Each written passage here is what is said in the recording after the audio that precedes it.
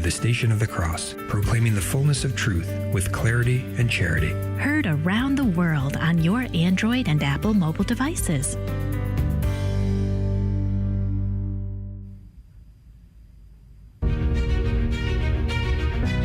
Pro-aborts imposing their immorality, the fascinating history of the Catholic faith in colonial America, and much more. Today on The Simple Truth, we consecrate everything to the Sacred Heart of Jesus through the Immaculate Heart of Mary and the pure, strong, chaste heart of St. Joseph. I'm your host, Jim Havens, and our guest today is C.J. Doyle, Executive Director of the Catholic Action League of Massachusetts.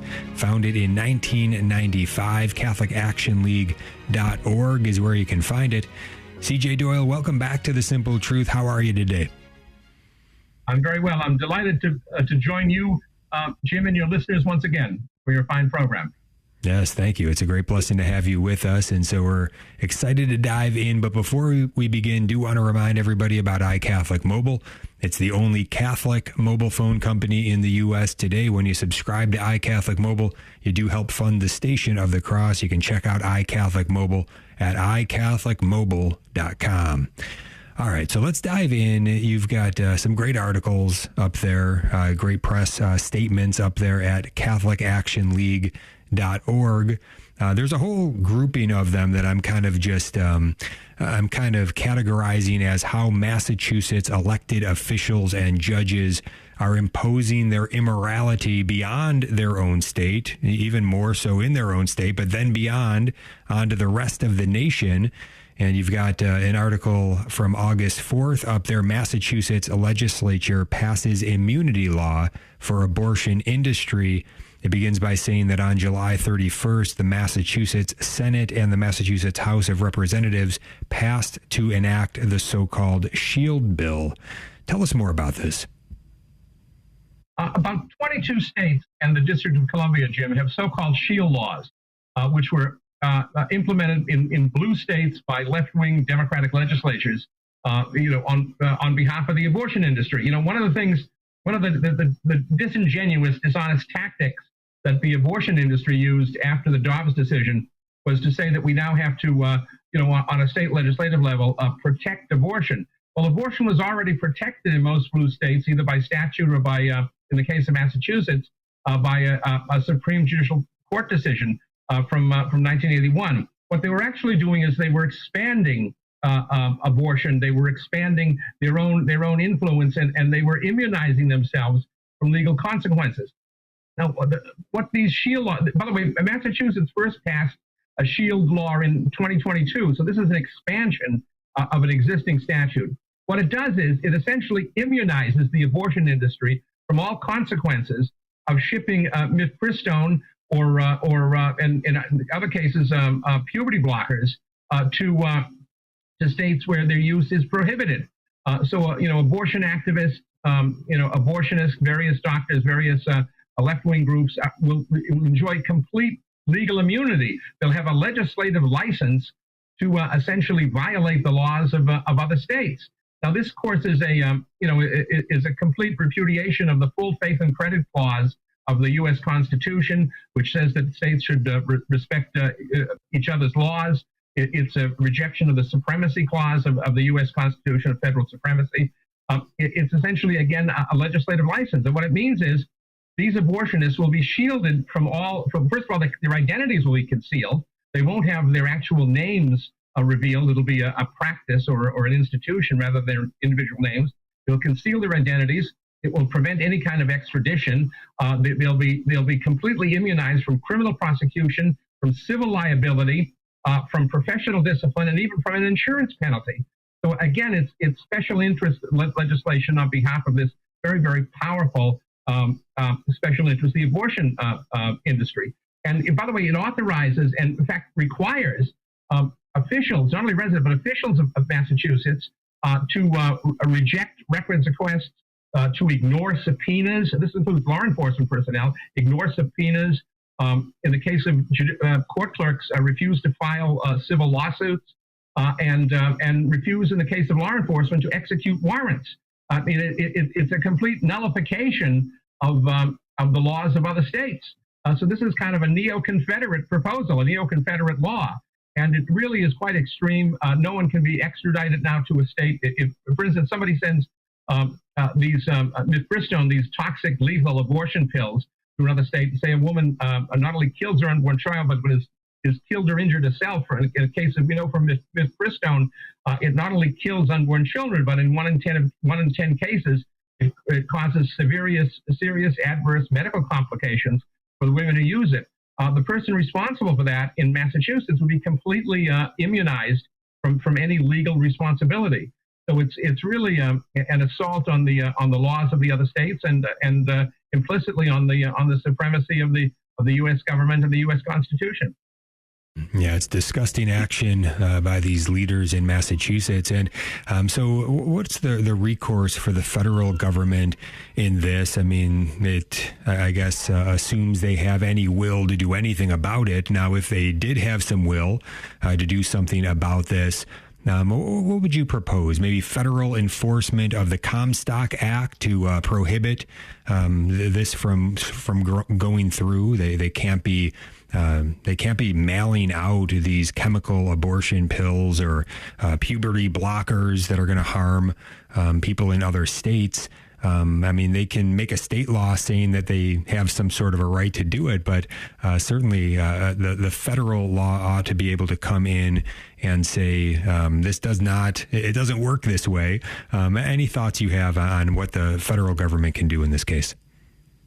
Well, 16 state attorney generals already have thoughts on it, and they're pursuing that. 16 state attorney generals have written to the leaders of Congress asking for federal action on this in the form of federal legislation to preempt shield laws, which means that there would be a federal law, and again, under the U.S. Constitution, that there is federal supremacy, a federal law which would require, law enforcement in other states, in states that refuse to do so, to cooperate with law enforcement and with the court system of other states. Again, we actually have a case where if you file a civil liability lawsuit, say in Louisiana against a Massachusetts abortionist, the court clerk won't file your case in the Superior Court here. So it's as if we've seceded from the Union in a way. So 16 attorney generals, all Republicans from red states, have written again to Congress, and they're asking for federal legislation to preempt and to overrule these shield laws. So we should hope that this is something that you have Republican majorities in both the House and the Senate, narrow ones in the case of the House, and you have a Republican president. So hopefully, if this bill can make it through the House of Representatives to be approved by the Senate, it should be something that I would think the Trump administration might support. So we should look for federal action on this and support the efforts of these attorney generals to prompt Congress to do something.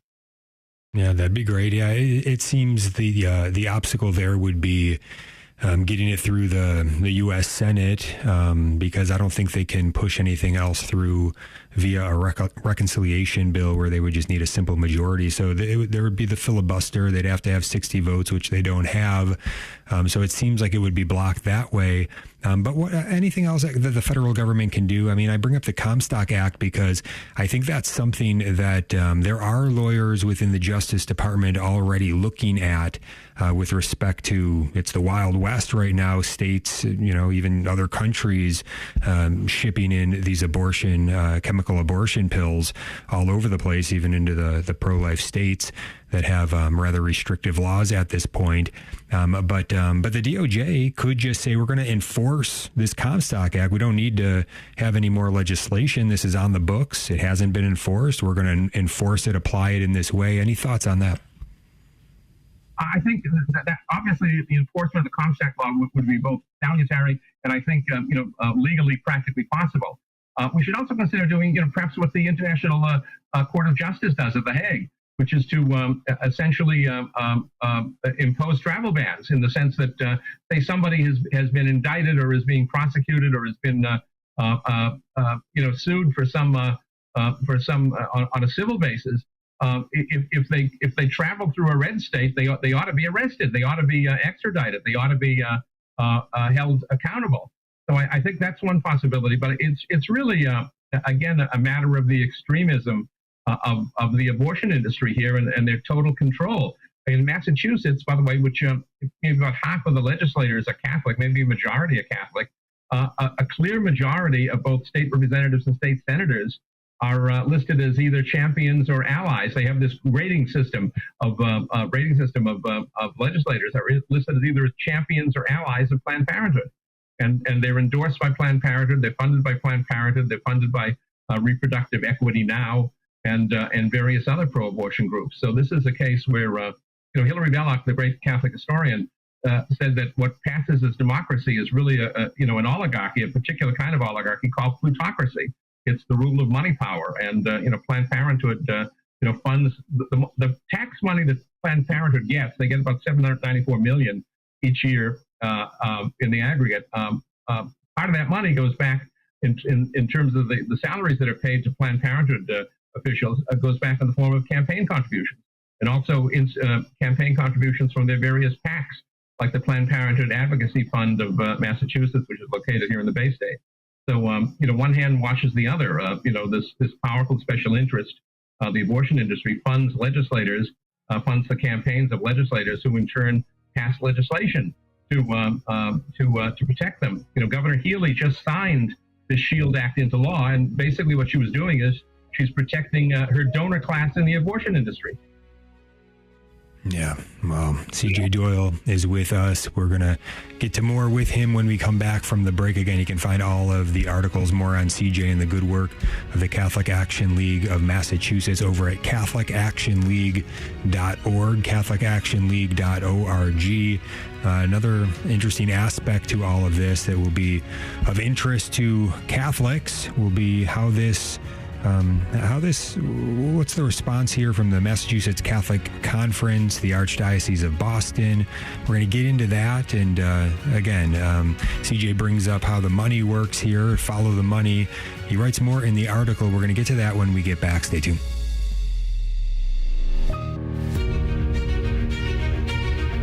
Welcome back to The Simple Truth. Jim Havens here with CJ Doyle. We are talking about his good work over at CatholicActionLeague.org. Many great, timely articles up there you can check out, but CJ's filling us in right now on several of those. We're going to get back to it in a moment, but first, if you are buying or selling a home, there's an easy way to help the Station of the Cross at the same time. Real Estate for Life has 1,400 experienced, morally grounded agents in the U.S. and Canada.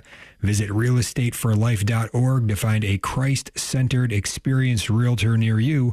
And don't forget to mention the Station of the Cross. All right, let's get back to C.J. Doyle's article. Massachusetts legislature passes immunity law for abortion industry, the so-called SHIELD law that is now in place there in Massachusetts. The Senate and the House voted it through. The governor signed it. And CJ writes this about this very interesting aspect of it. He writes, "It is disgraceful, though perhaps not surprising, that neither the Massachusetts Catholic Conference nor the Archdiocese of Boston spoke out against this malign measure, which, among other provisions, will force religious hospitals and pro-life physicians to perform abortions under the rubric of stabilizing care for emergency medical conditions. The complacency of Catholic Church leaders may be explained by that old maxim, follow the money. In July of 2023, the Healy-Driscoll administration awarded Catholic Charities of Boston an unprecedented grant of $1 million. In March of 2024, the Healy-Driscoll administration allocated an additional $2.6 million to Catholic Charities of Boston and Springfield for migrant resettlement and job training, $3.6 million in public funds. It would seem can buy quite a lot of silence. So great reporting here. CJ Doyle connecting the dots for us. I want to first ask you, before we get to even the money aspect of this, the aspect of this law that is expanding this murderous abortion regime in Massachusetts, besides what it's trying to push on other states. But you write of it here, you say it's going to force religious hospitals and pro-life physicians to perform abortions under the rubric of stabilizing care for emergency medical conditions. So what is this all about? Help us to understand this. What's new here? And it would certainly seem like, if this is the case, that certainly Catholic leaders would need to speak up on this, but tell us more about it, CJ. Well, what they're doing is they're piggybacking on a proposal that the Biden administration attempted to impose on the entire country, but ultimately failed.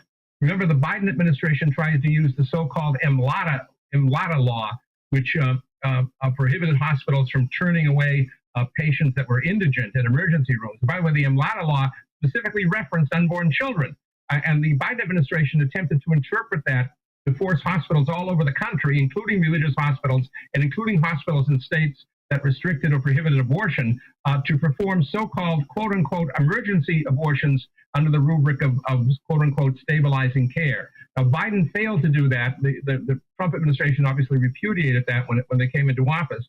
But this is an attempt by the Massachusetts legislature and the Massachusetts executive branch to resurrect that, at least for Massachusetts. Now, with the collapse of the Stewart healthcare system, the scandalous situation in eastern Massachusetts, the entire former Caritas Christi Catholic Hospital network in eastern Massachusetts and the Archdiocese of Boston and in the Diocese of Fall River has now disappeared. However, there's still one acute care Catholic hospital in Massachusetts.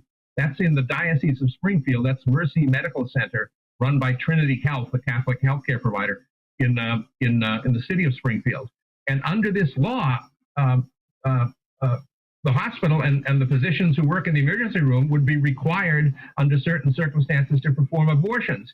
And if they refuse to do so, both the hospital and the individual physician would receive a $10,000 fine. And clearly, this is unconstitutional. If this was ever any attempt to enforce this, you would have a First Amendment free exercise lawsuit. And I think, given the current composition of the U.S. Supreme Court, I think the plaintiffs would prevail. So this again is a scandal, and remarkably, no one in the Catholic Church has spoken out against this.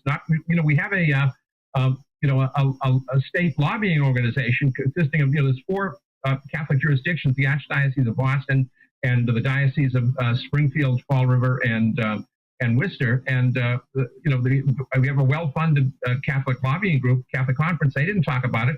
The Archdiocese of Boston has an official spokesman who was paid about $200,000 a year, and he didn't talk about it. None of the Catholic press or television stations talked about it.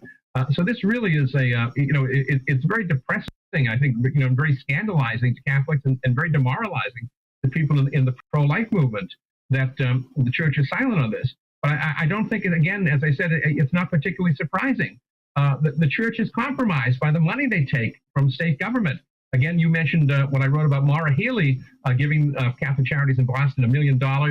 And then they came up with a $10.5 million program for migrant resettlement, which was distributed among 8 different groups, one of which was the Catholic Charitable Bureau to the Archdiocese of Boston, and the other was Catholic Charities of Springfield. So that's about $3.6 million between the $1 million grant and another $2.6 million divided between Boston and Springfield. That's $3.6 million. Since I wrote that, I discovered that Catholic Charities has gotten another $500,000 from the state. So it's now well above $4 million. And I also discovered that we just assumed, because we've seen it in so many places, that Catholic Charities was kind of the cash cow, the big ticket recipient of government money. Many people have raised this issue about why the church is so supportive of kind of open borders. But what we've discovered is Catholic Charities this is small potatoes. What has really been the church entity that's been receiving really large numbers of money is the Archdiocese of Boston Planning and Housing Office, which got something like $90 million from the state, and then another $30 million from the state, and then another $30 million from the federal government to build low-income housing. So it looks as though the Catholic Church in Massachusetts, we're in the process of kind of researching this over the last 4 or 5 years, has probably been the recipient of hundreds of millions of dollars in tax money. So we wonder why Governor Maura Healey is brought to speak at the Catholic Schools Foundation Spring Gala, and where she's photographed and videotaped hugging Cardinal O'Malley. And we wonder why she's brought to the spring celebration of Catholic Charities. And we wonder why, former Governor Baker is brought to the annual fundraiser for the La Brea Center, and we wonder why Boston Mayor Michelle Wu is brought to the Spanish Catholic Charities branch El Centro Cardenal and honored there. They have a vested financial interest. Again, this is really very, very seriously compromising the church and compromising its pro-life witness.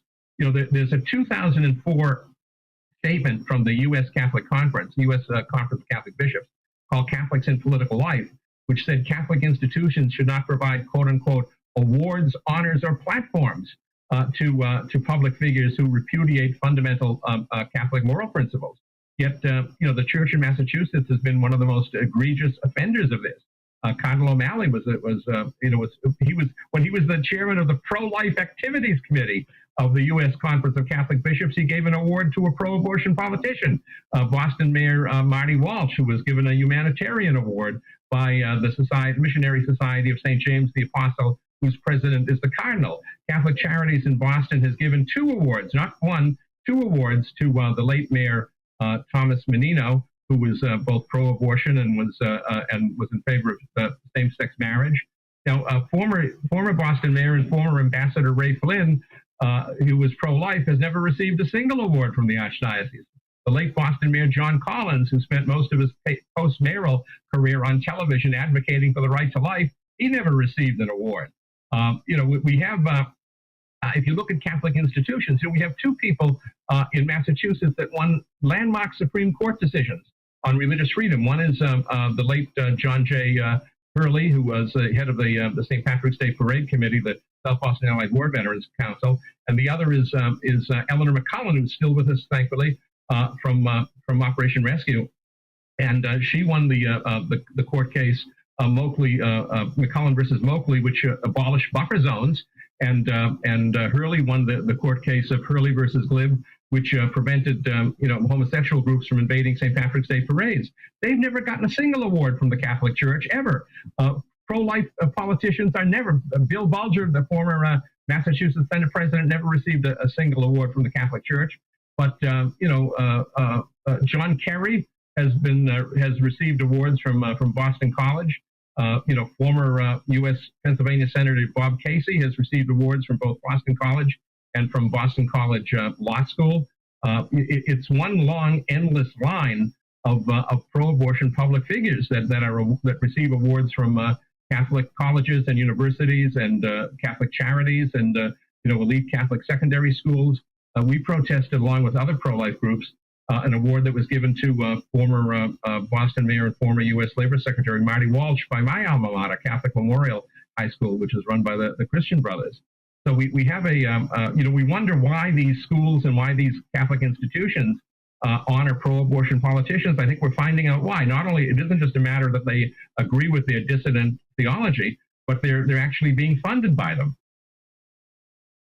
J. Doyle is with us, and nobody stays on top of this and reports on it better than you do, CJ. We greatly appreciate that. And one of the important reasons of why that is so necessary is because all the good folks out there that are seeing this, and they're kind of looking around saying, does anybody else notice this is wrong? This is scandalous. This is clear corruption. And am I crazy? No, you're not crazy. This needs to be said so that you understand, no, you're seeing it rightly. This is a major problem that is not being rectified.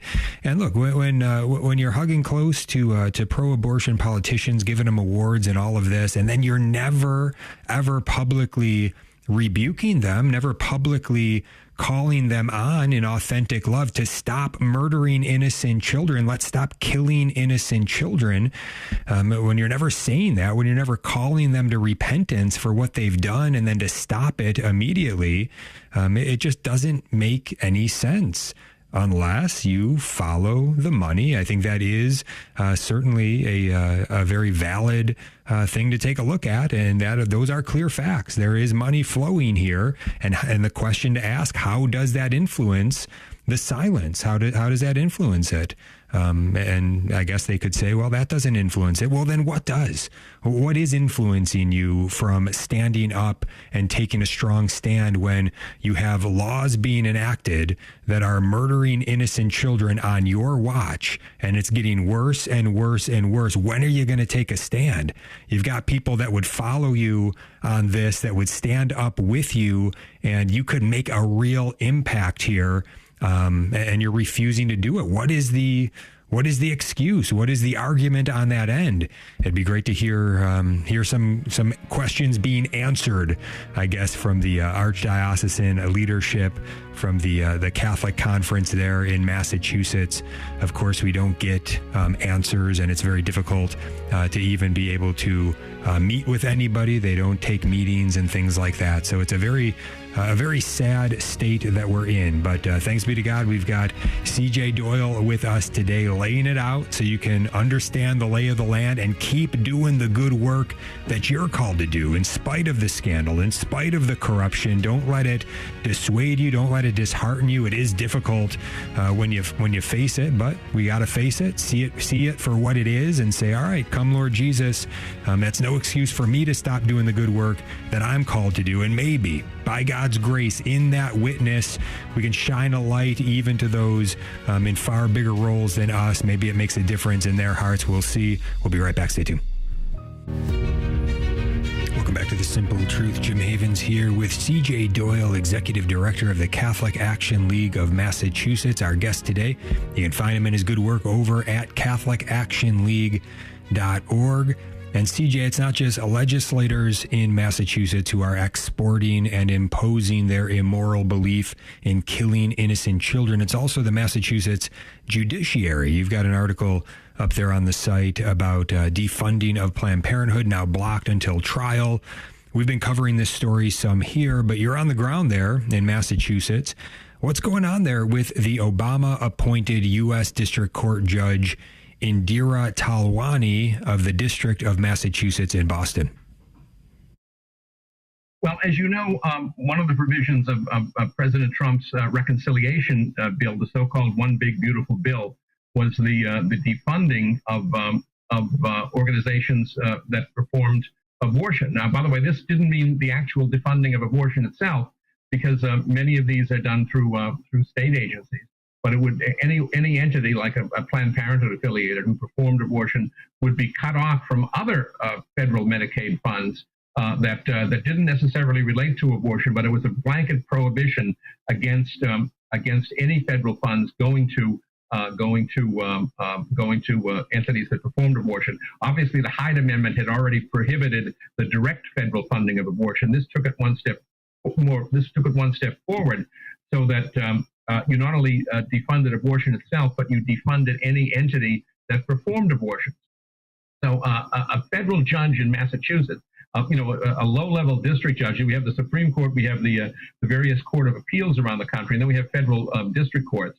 A judge from the federal district court of the District of Massachusetts, named Indira Talwani, ended up did three things. First, she put out a temporary a preliminary injunction.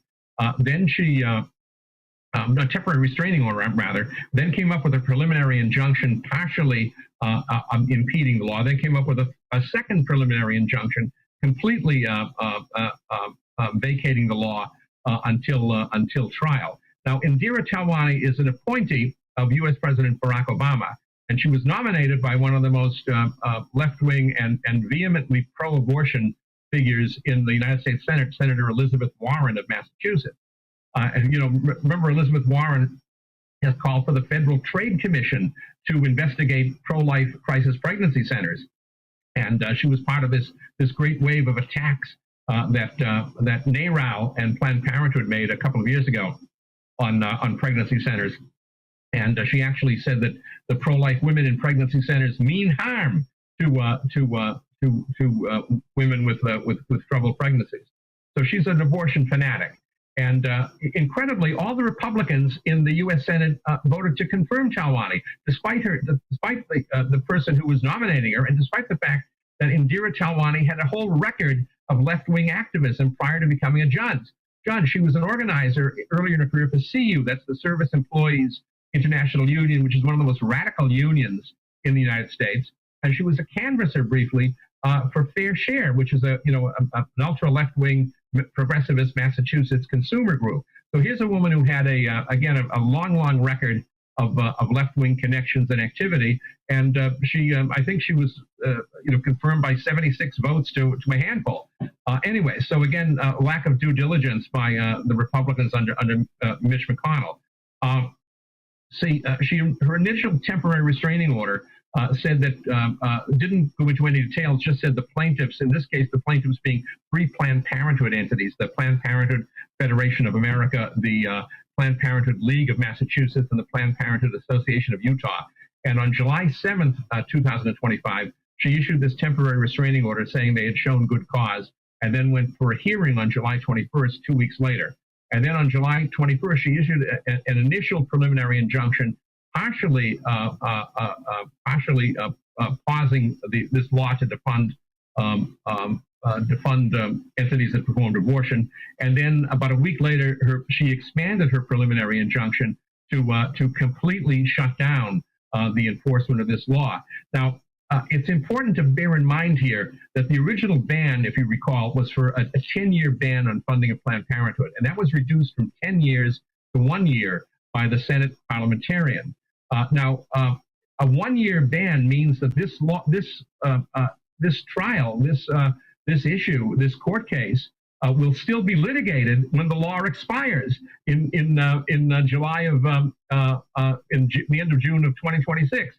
Which, of course, is the middle of a congressional midterm election season, which means the Republicans then will have to pass this all over again, and some may be a bit more reluctant to do so given electoral pressure. So this is clearly a very cynical thing to do. Her decision means the law cannot be enforced until it goes to trial, and it won't go to trial for months or maybe a year.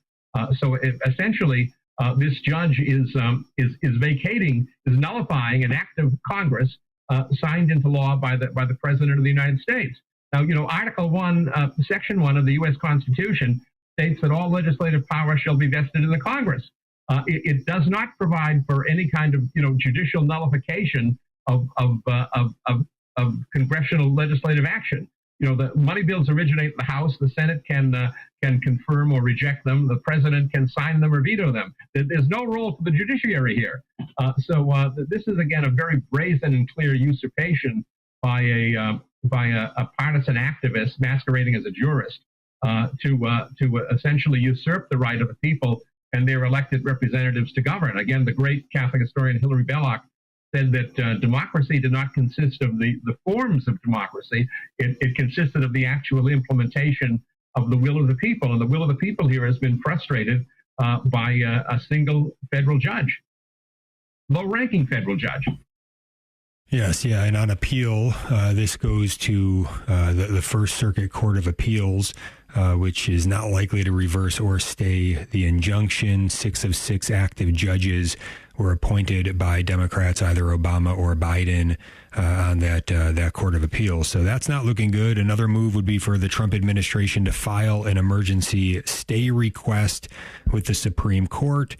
We'll see how much the Trump administration cares about this issue. We'll see if they do try to do an emergency stay with the Supreme Court. I haven't heard if there's been any reporting on that in the last few days, but something to look for. We'll see. But I do want to make sure that we get in here today. CJ, you wrote a phenomenal article on Independence Day, July 4th. Regarding the history of our nation. You wrote, you begin the article by saying American Catholics have a compelling reason to regard with affection and gratitude America's founding. It's just a phenomenal article to help people to understand the history of colonial America and how anti-Catholic it really was, and then the important history of the Revolutionary War and the Declaration of Independence and everything that took place that turned this country around from its anti-Catholic ways.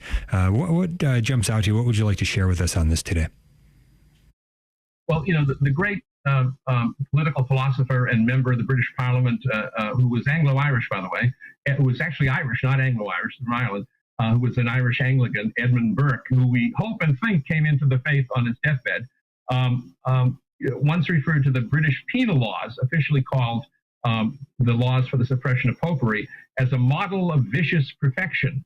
The British anti-Catholic penal laws, which existed in the British Empire in the 17th and 18th centuries, were perhaps the most cruel and the most comprehensive and most systematic form of oppression prior to 20th century, prior to the rise of 20th century totalitarianism. It was not only intended to crush the Catholic faith in the British Empire and to deprive Catholics of their civil and political rights, but to destitute them, to dispossess them of their land, to destroy their family life.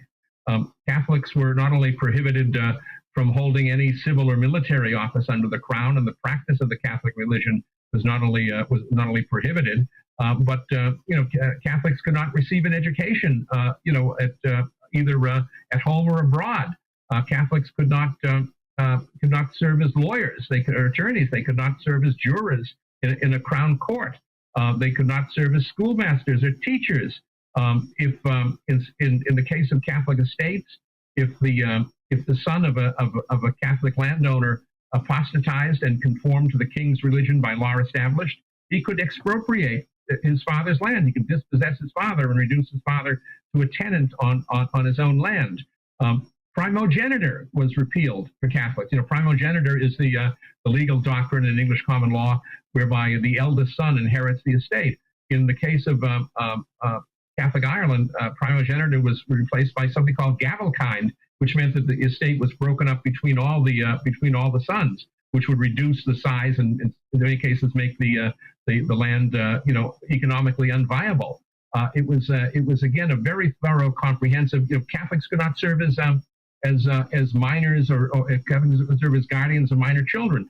The Catholic widow of a Protestant husband was exposed to the possibility of having her children taken away from her. So again, it wasn't just designed to prohibit the Catholic religion or to stop Catholics from holding political power. It was designed to completely destroy them, to destroy their family life, destroy their economic life. And this prevailed in the entire British Empire, in the 13 colonies, in Great Britain and Ireland, and the other parts of the empire. The only exception was after 1774 was Francophone Quebec, where under the Quebec Act, the Catholic religion was tolerated. But in the Anglosphere, in the English-speaking parts of the British Empire, again, including the 13 colonies, these laws prevailed. And the severe legislation by the Imperial Parliament was imitated and reinforced by colonial legislatures. The Massachusetts General Court prescribed a death penalty for Jesuits and for any Catholic priest that went into the colony. In Maryland, which, as you know, was founded by Catholics as a refuge for Catholics, Catholicism was suppressed, and Catholics were forced to worship in private chapels on estates on the basis of legal sufferance. That is to say, the discretionary non-enforcement of anti-Catholic laws on the statute books.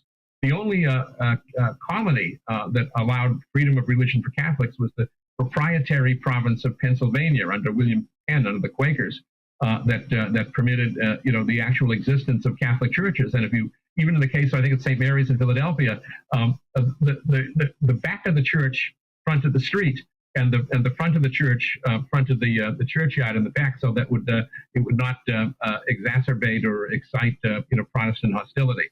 This all began to change with the American War of Independence. It started actually in November of 1775 when President George Washington, it was entirely unique, who seemed to be entirely devoid of this attitude of contempt towards Catholics, issued his famous general orders, which prohibited the celebration of Guy Fawkes Day, known in New England as Pope Night, where the Pope was burned in effigy.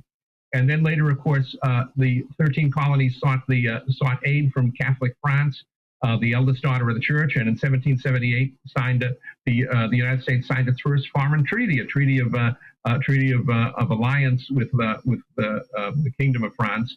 And France came into the war on America's behalf. And then another great Catholic power, Spain, came into the war. By the way, we think of Cuba as a really kind of a insignificant third world country. The Spanish colony of Cuba played a very important part in American independence because they had a great arsenal in Havana that helped produce arms and other things for the Continental Army.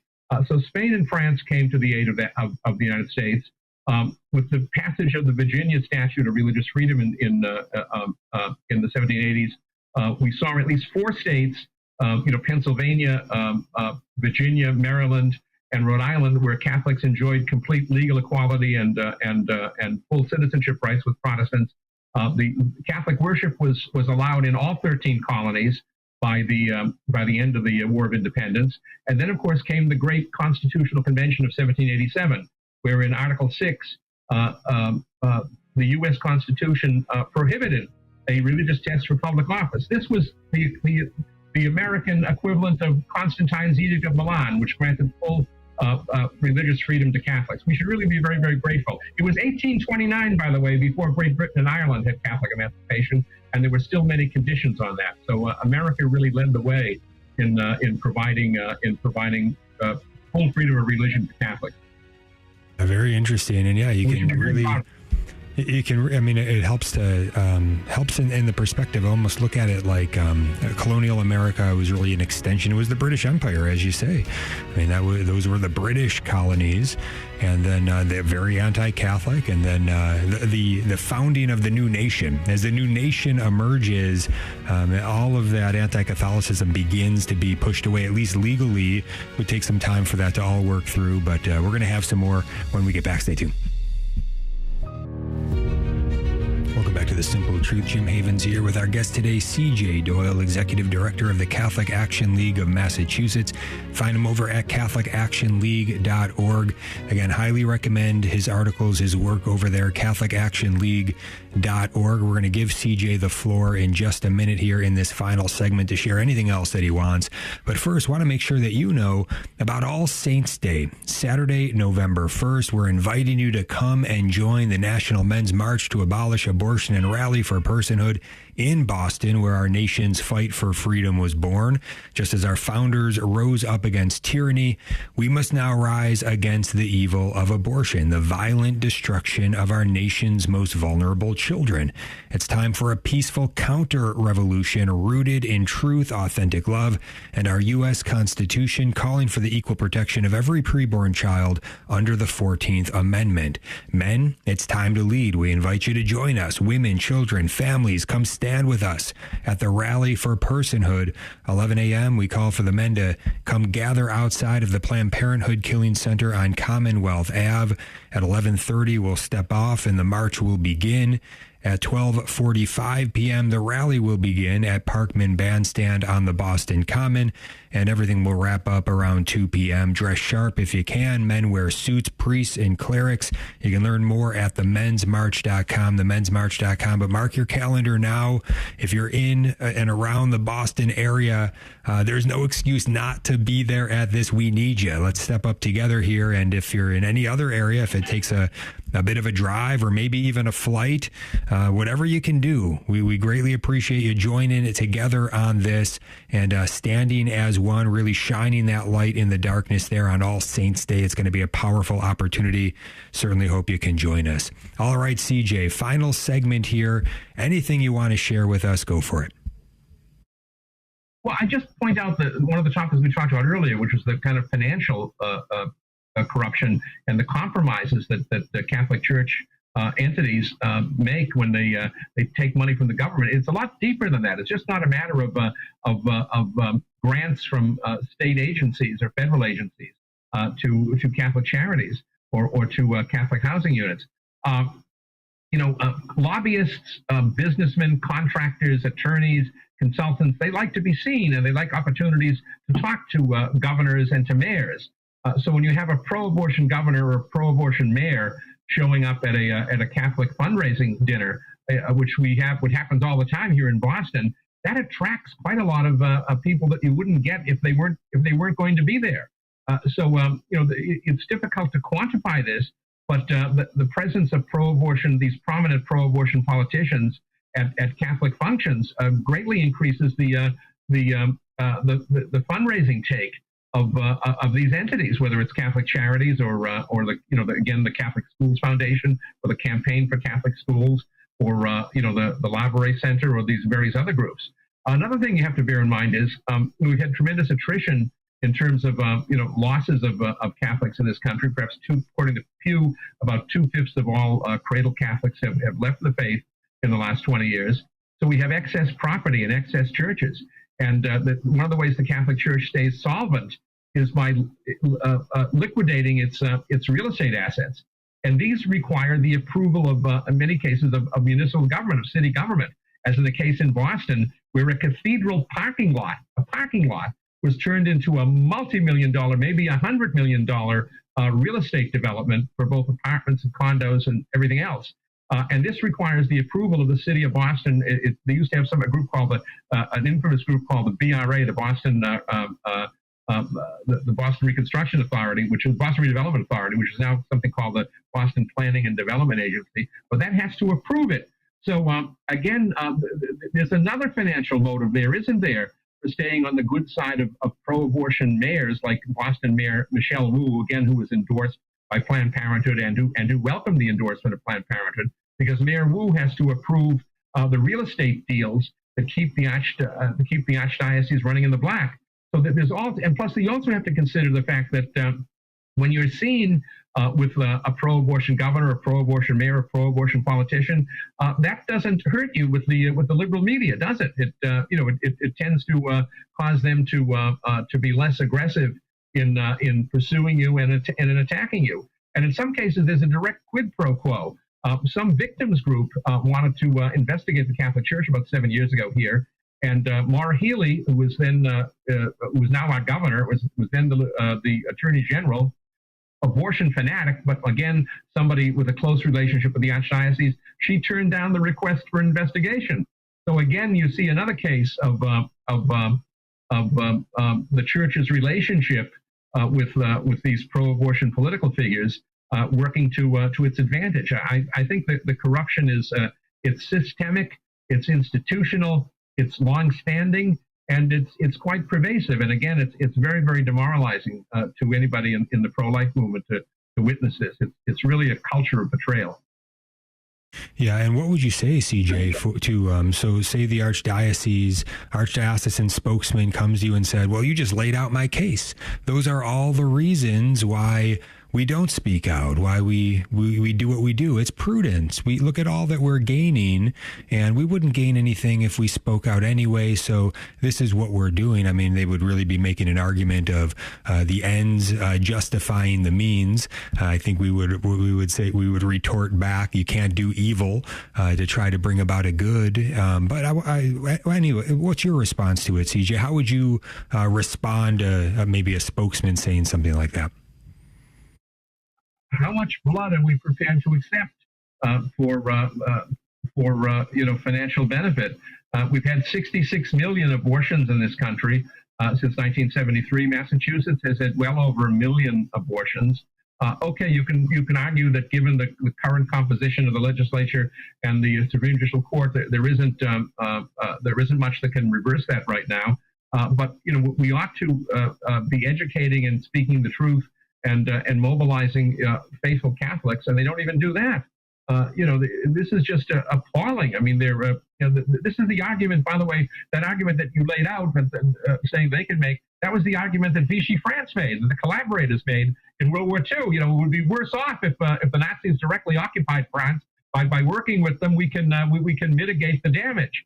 And of course, they ended up being hanged or shot as traitors in 1945. This is a classic collaborationist quizzling argument, and Catholic bishops and Catholic cardinals and Catholic prelates and Catholic priests ought to reject that, and we shouldn't have to explain to them why they ought to reject that. Well, we'd love for the Archdiocese to join us at the Men's March All Saints Day. It'd be a great time to get on the right side of this, to all stand up as one and together, and to call on all of the elected officials in Massachusetts and beyond, and to begin to speak out in real, authentic love, in fortitude, to tell the truth, and to really love our neighbor, right? To really love God and love neighbor. It seems so clear to me. I don't know how an archbishop, a bishop could be on the wrong side of this, how they wouldn't have that burning in their heart, in their soul, to want to speak out on this at this time. It's hard for me to really understand it, but what we can do is we can pray, we can keep doing the work that we're called to, keep giving opportunities. Anything else, C.J. Doyle, that you would recommend to us? No, just again, we have to discharge our own consciences, and we can't be responsible for the actions of others, including our religious leaders. But if we pray and we work hard and we do our duty, that's what will please God. Absolutely. All right, we're down to final minute here. CJ, always a blessing to have you with us again. Folks can find you and your good work. Check out all the articles over there at CatholicActionLeague.org. Any final word for us today, CJ? I just want to commend you, Jim. This is a wonderful program. It's a great alternative to the not only to the secular media, but to much of the official diocesan Catholic media. So I just encourage you to keep on doing what you're doing, and I commend you and thank you for this wonderful process. You as well, CJ. Thank you very much. And again, I want to invite everybody, save the date. Come join us on All Saints Day, Saturday, November 1st in Boston, Massachusetts. CJ was one of the speakers last year. We'd love to have him speak again. Hopefully you'll meet him there if you come, along with many others. We've got a great lineup already taking shape. We'll share it more with you as we get closer. God bless you all.